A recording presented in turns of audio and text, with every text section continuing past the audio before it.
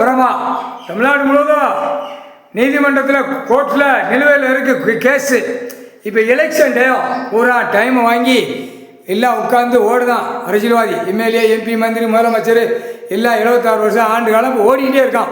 அடுத்து நாற்காலி சேர பிடிச்சோம்னா இன்னும் பல லட்சம் கோடி அள்ளி நம்ம பூமி அடிச்சிடலாம்ங்கிற வெறியில் நாக்கை கடிச்சிட்டு இருக்கான். இப்போ தான் சிக்கலில் மாட்ட போகிறான். 7ஆண்டு சனி அதுதான் முதலமைச்சர்.